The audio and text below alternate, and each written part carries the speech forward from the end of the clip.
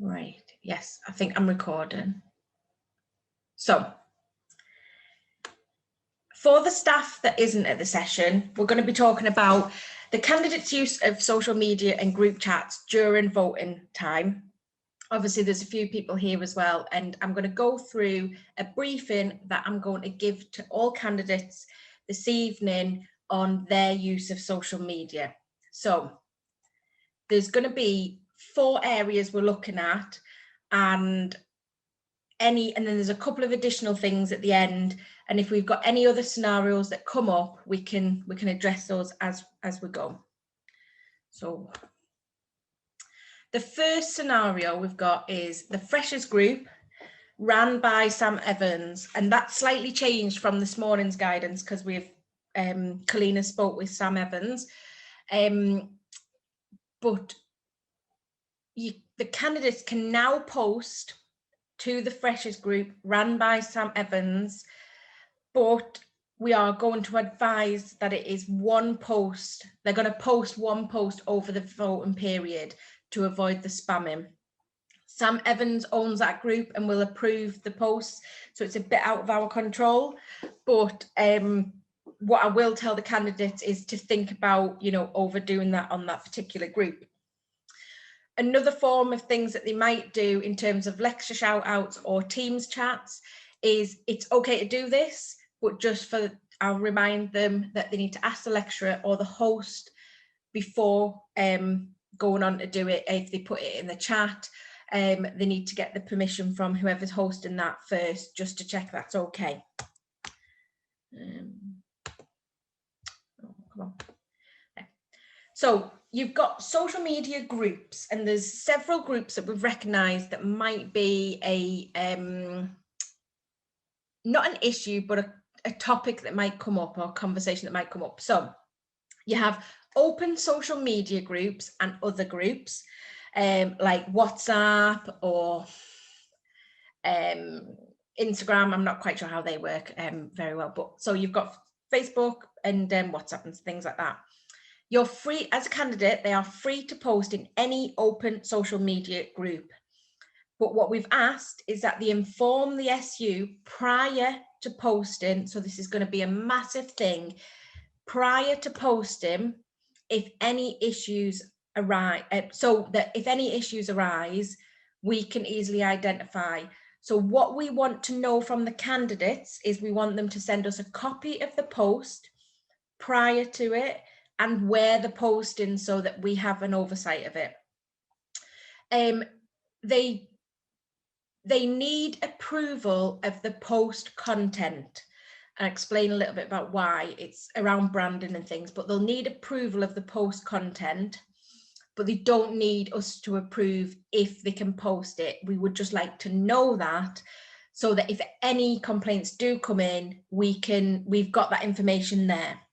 And Natalie, I'm going to tell them where to post to. So I'm not asking them to post to social media to get through the messenger groups. There's going to be an email address that they're going to be given, and that any staff, but I know you'll probably get more, Natalie, is that they need to send those posts to this email address so that the DROs can authorize or not authorize what's going out there. So that's open groups. They're free to post on them, but they need to inform us of what that is prior to it. Then the next group is closed groups led by students, but this excludes society groups. So if it's in a society group, they need to follow the society endorsement process, which all societies leaders will be aware of. So any of those that will be able to authorize posts will know the process they need to go through. And I'll tell this to the candidates as well. And the candidates should have knowledge around that as well. So if it's to a society group, they need to follow the endorsement process, which is in place. If it's any other closed group led by students, then they can post it. Because say, for example, we take a psychology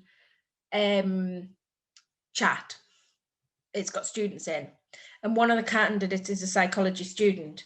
Well, one of the candidates will be a business student and there'll be a business chat that exists.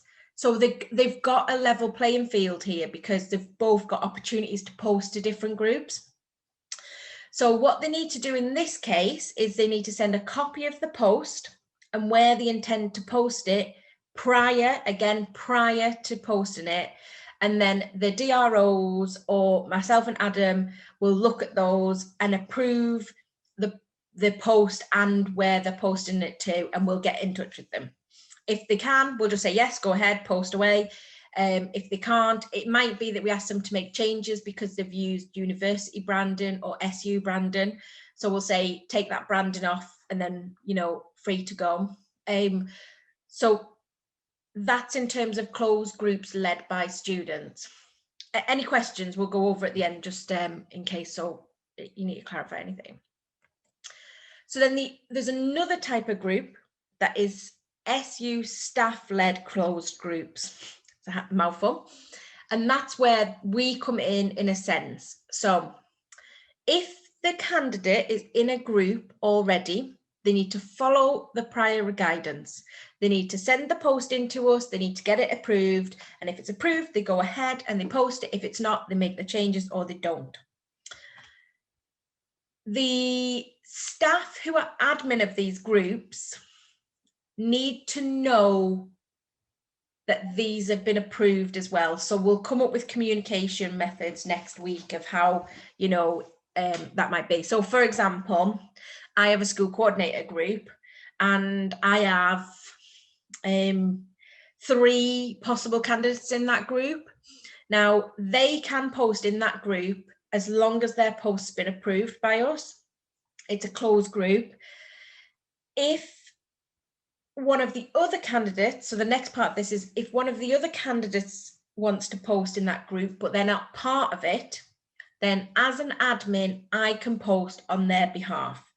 And they do the same process, they get the post approved, and then I'll post it in the chat that says this post, say for example, Diogo is running, but he's not part of my school coordinator group.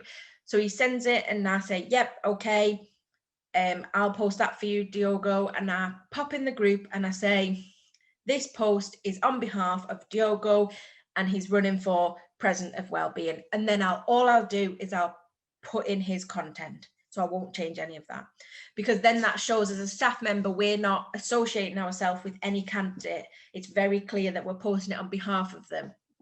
And that gives all the candidates like a level playing field so that they can access areas that they might not possibly, but it's up to the candidates to do that. It's up to the candidates to come to us and say, I'm not part of this group, will you post it? It's up to the candidates to send us the posts. You know, we're not going to be chasing them in terms of that.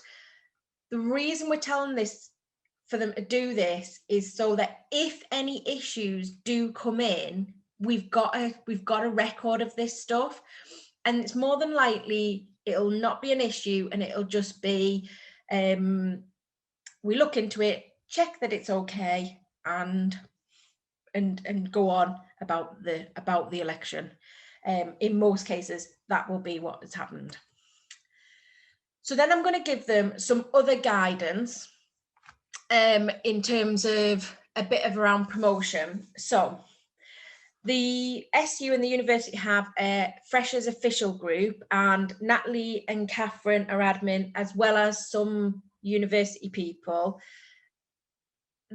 I'm going to tell them they need to follow the same guidelines as the closed group. So they need to get the post approved, and then then they can post on that group, because that group's already had posts on it. So we have to make it fair in that some candidates have already had exposure in those groups. So we need to make sure that all candidates have that opportunity.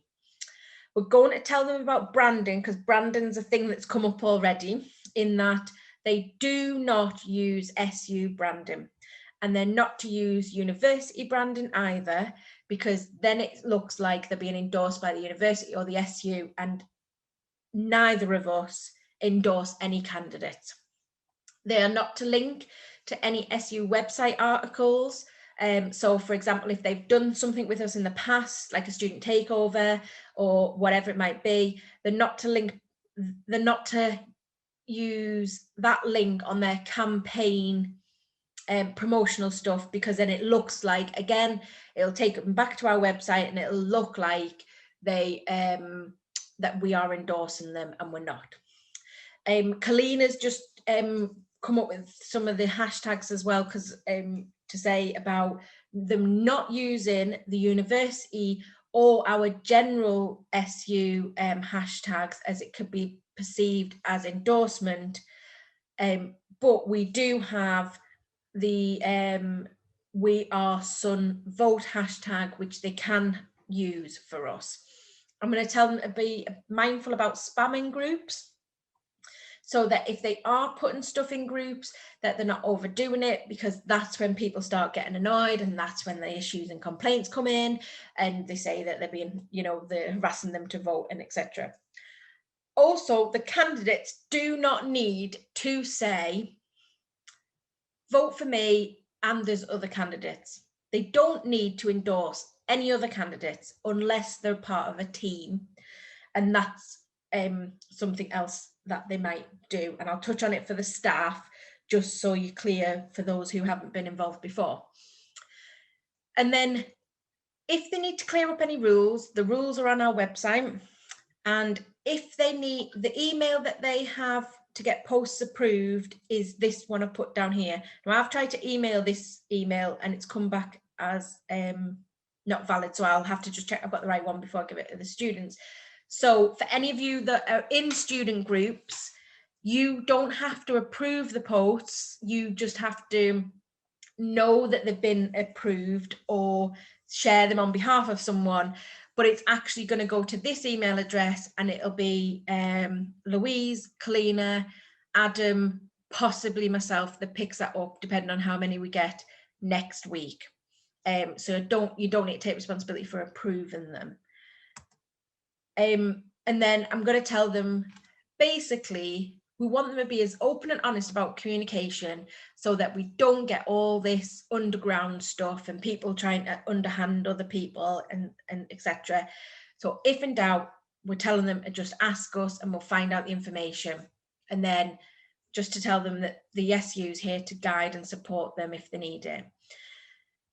I'm going to add some more information in here for the staff side, but some of you may or may not have been in the staff meeting yesterday, but we're going to be holding candidate Q&A sessions on Monday afternoon, which Sarah and Katie are going to host. And there's going to be a president wellbeing session, a president of education, a president of activities, and that we'll invite students along and candidates, and they get the candidates to invite students along, and it'll be a bit like question time, where they'll get to ask the candidates questions and give them a bit of a grilling, and hopefully that'll help them get themselves out there a little bit, as well as all the social media stuff, and so it's not all just on these online platforms. And then I'm going to tell them good luck. May the odds be ever in their favour. Let the elections begin, because we want the vibe this year. We want them to be, get out there, and we've got a lot of candidates. All of them are quite heavily contested. So hopefully we get some, really good campaigns, and people are on it already. There's some real effort already, and then that's the end of the PowerPoint. So I'm going to stop sharing. I'm going to pause recording,